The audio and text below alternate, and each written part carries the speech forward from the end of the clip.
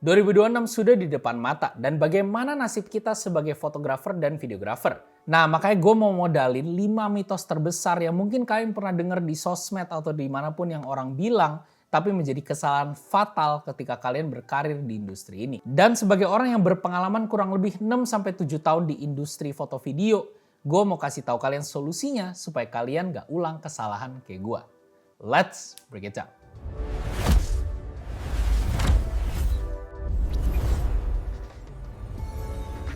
Oke, yang pertama orang suka bilang kalau karya lu bagus pasti lu rame job atau banyak klien.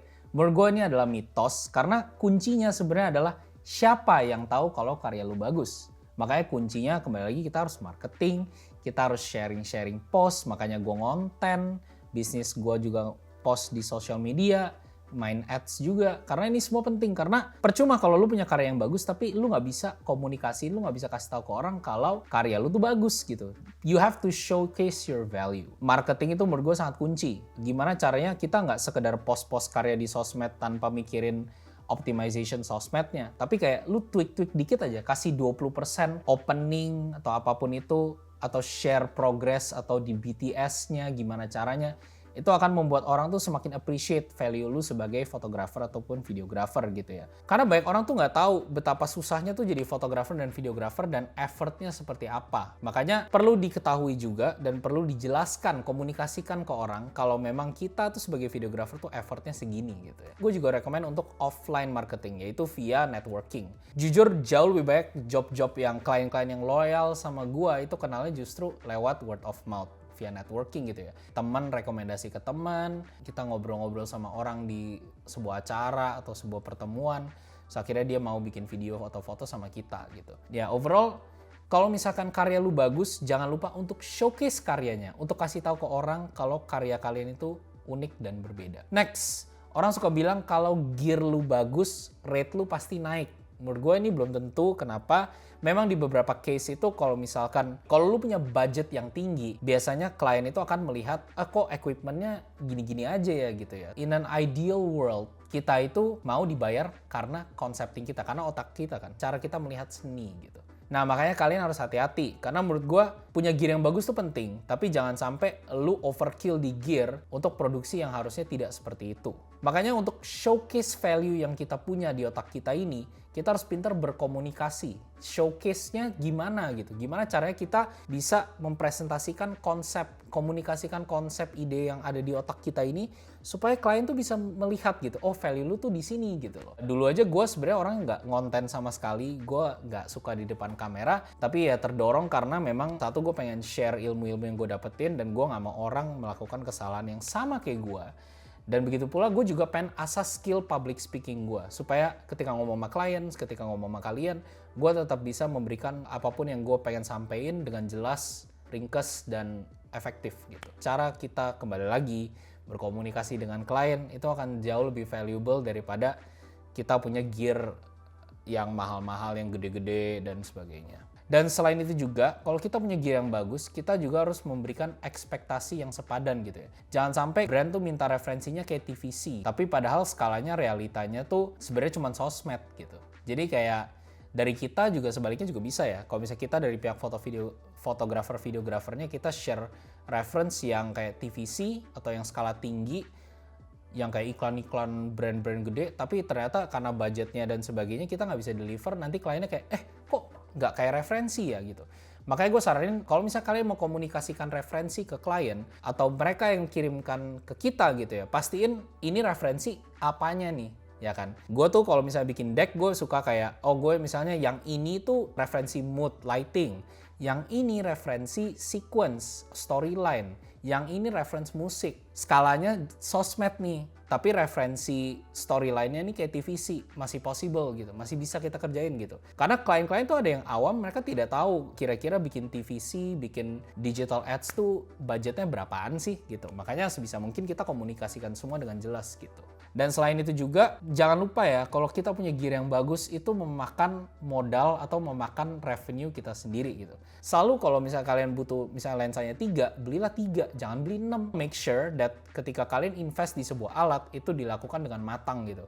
Karena kalian memang butuh Dan nggak harus murah gitu, nggak harus mahal. Belilah gear yang sesuai dengan capability dan skill set kalian juga. Dan jangan sampai juga kalian overspend di sewa atau apapun yang tidak sesuai dengan skala produksi yang kalian pengen bikin gitu. Next, kata orang terima aja semua job. Nanti pelan-pelan lu akan tumbuh karirnya gitu. Tapi menurut gue lu harus hati-hati. Karena klien zaman sekarang tuh banyak yang licik, banyak yang rese gitu. Jadi ya kalian harus hati-hati. Menurut gue kuncinya di sini adalah kita harus choose our battles. Kita nggak bisa sekedar apapun yang project yang ada di depan mata, kita terima aja tanpa melihat kerjasamanya seperti apa, kebutuhan dia apa. Mungkin kalau lu awal-awal lagi mau nyoba nyemplung ke industri ini, bolehlah lu coba-coba belajar, kumpulin porto gitu kan. Tapi kalau lu udah cari profit di sini, kalau lu cari cuan, lu harus hati-hati. Karena setiap klien itu beda-beda gitu. Kalau misalnya klien nego tuh menurut gue kita harus mempertimbangkan. Kan jangan selalu nolak kalau misalnya disuruh nego gitu.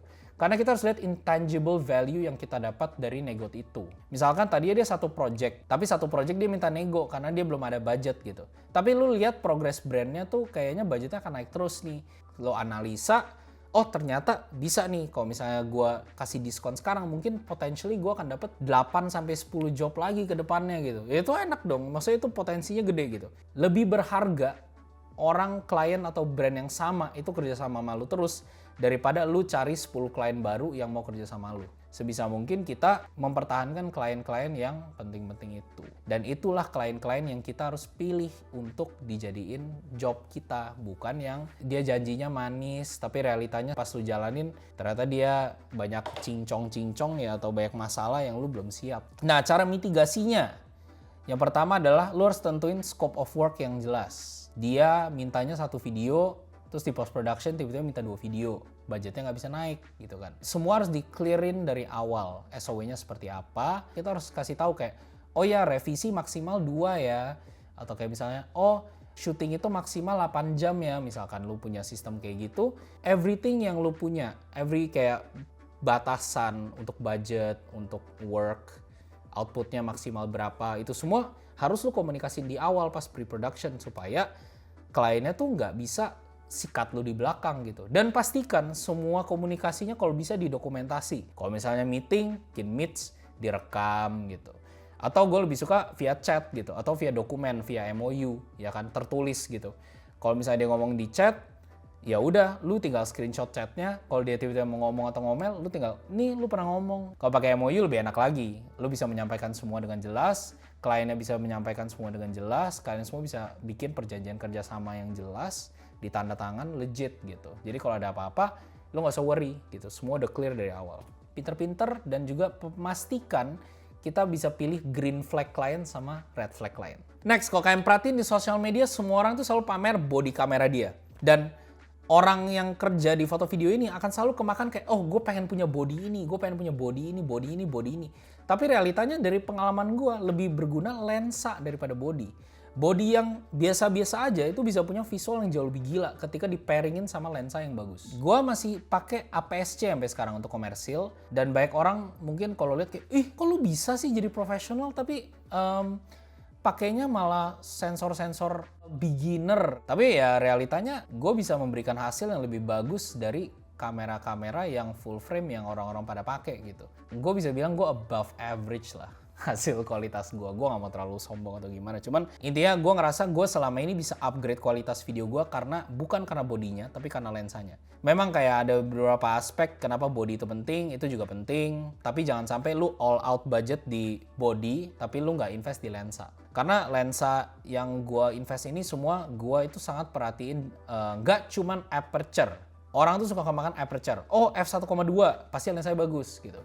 Padahal lu harus lihat jumlah lens elements-nya, distortion-nya seperti apa, fringing, chromatic aberration, ketajaman, karakternya seperti apa, focus distance, itu semua hal-hal yang lu harus pertimbangin ketika lu mau beli lensa. Gue lebih picky di situ daripada beli body, karena kalau body tuh ya menurut gue sih yang sekarang buat gue at least yang penting 4K 60, 4K 120, bisa 10 bit, sama port-portnya banyak, gampang gitu. Gue nggak pernah incar open gate, ProRes, itu semua fitur-fitur tambahan yang gue senang untuk terima, tapi nggak menjadi pertimbangan utama lah gitu. Karena lens mount itu lebih penting. Kayak, Oh, lu suka brand ini, tapi kenapa gue nggak suka brand ini? Karena lensa option dikit. Dia nggak memberikan opsi banyak untuk third party, first party-nya pun limited, semuanya mahal gitu kan. Jadi kayak pertimbangannya ya jadinya lebih ke sana gitu. Gue kalau beli body tuh lebih mikirin lensanya, bukan bodinya aja. Yang gue bisa tambahin juga, jangan lupa kalau kadang di beberapa kondisi kita kayak sekarang ya, ini kedua-duanya gue pakai autofocus ya.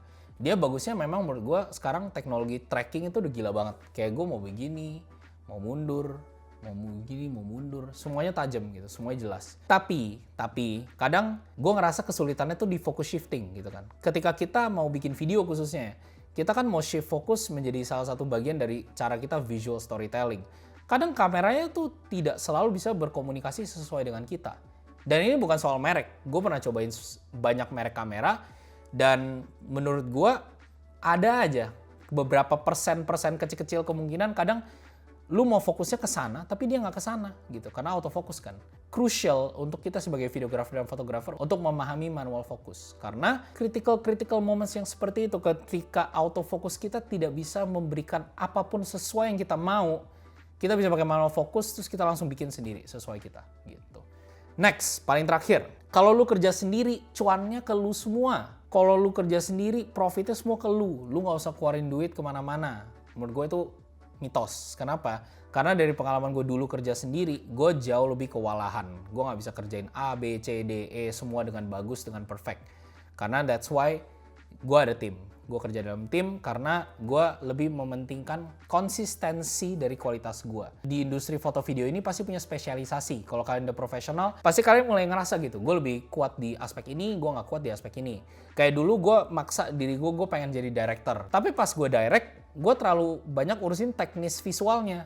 Akhirnya gue ngerasa setelah gue beberapa project tuh gue baru sadar kalau gue tuh nggak cocok jadi director. I'm not good at being a director. Gue tuh lebih cocok jadi visual director, which is DOP gitu. Dan ternyata gue jadi DOP, performa gue jauh lebih bagus. Ya karena itu pembagian antara job desk. Gue tuh tipe orang kalau syuting tuh suka lupa waktu.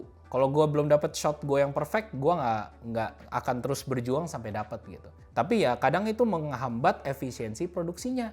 Makanya harus ada orang yang punya job desk khusus untuk time management. Supaya dia bisa ingetin gue, Josh sisa 5 menit lagi nih shot ini. Makanya menurut gue kerja dalam tim itu bagus karena ada job desk itu yang bisa memastikan kalau semua aspek produksi itu dilakukan dengan baik, dengan maksimal. Dan kalau misalnya kalian mau bikin tim, jangan lupa cari yang spesialisasinya kurang lebih beda sama lo juga. Kalau gue jago video misalnya, khususnya video dokum, terus tim gue berempat semuanya jago dokum. Ya kalau misalnya kalian mau bikin PH dokum silakan. Tapi kalau misalnya kalian mau komersil atau foto gitu, langsung lemah kan, berasa gitu. Kayak semua orang nggak bisa foto gitu. Tapi kalau misalnya lu kayak gue bikin PH foto dan video, berarti kan harus ada yang jago foto, harus ada yang jago video misalkan. Begitu pula kayak, kalau misalnya gue juga nawarin dokum, sama gue juga nawarin komersil. Berarti ada orang yang lebih fasih di dokumnya, ada orang lebih fasih di komersilnya. Ya intinya lu cari tim yang saling melengkapi aspek-aspek itu supaya lu bisa memberikan consistent quality untuk clients gitu. You always give the best. Dan last, kalau misalkan kalian adalah fotografer dan videografer, pasti lu idealis. Kemungkinan besar lu akan idealis. Dan problemnya adalah ketika idealis lu itu justru menghambat lu untuk menjadi videografer dan fotografer yang lebih baik lagi. Dulu gue tuh orangnya lumayan gak bisa terima kritik gitu. Berat hati kan, kayak sensitif gue. Kayak gue langsung bete gitu ketika orang bilang jelek. Padahal sebenarnya tujuan mereka tuh kalau ketika disampaikan dengan baik dan benar, sebenarnya itu kritik yang membangun. Kritik dan saran tuh penting banget. Kalau lu nggak pernah dikasih perspektif lain, ya lu nggak akan pernah tahu hasil lu potentially sebenarnya bisa dibawa kemana kalau misalkan kalian coba-cobain hal-hal berbeda gitu. Makanya kayak kalau lu perhatiin kan kita nonton film, ya kan? Terus kalau misalnya kalian kerja sama klien, dengerin input kliennya. Itu juga penting kan? Supaya kita tuh terus-menerus bisa punya perspektif yang luas. Bukan bagus menurut lu aja, tapi bagus menurut banyak orang. Yang sebenarnya kalau kita bikin video dan foto kan kita pengen hasilnya tuh bisa sebagus mungkin untuk banyak orang, nggak cuma kita doang. Mungkin kalau kita passion project itu urusan berbeda gitu ya. Tapi kalau misalnya kita kerjain untuk klien, yang paling penting adalah kita mikirin target market kliennya dan kliennya sendiri. Apakah itu align sama mereka? Dan ketika kerja sama tim, gue ngerasa itu enak banget karena tim gue sendiri pun bisa kasih saran gitu. Bisa kasih masukan. Jadi on production gue bisa langsung, ide dia menarik nih. Boleh nih kita kerjain, kita lakuin. Dengan memiliki perspektif-perspektif ini dari tim kita sendiri, semuanya tuh bisa membuat produksi itu semakin nyaman, enak, dan kualitasnya jauh lebih bagus untuk klien-klien kita. So overall itu adalah beberapa mitos dan solusi yang gue bisa kasih ke kalian. Gue juga mau say Happy New Year buat kalian. Dan kalau misalkan ada beberapa mitos-mitos lainnya yang gue miss, boleh komen juga di kolom komentar, kasih tahu ke gue. Dan mungkin gue akan bikin part 2 atau apapun terkait mitos-mitos ini. Dan mungkin gue bisa share solusi atau pendapat gue sebagai professional videographer dan fotografer. Oke, so that's all from me. Thank you guys for watching. See you guys in the next one.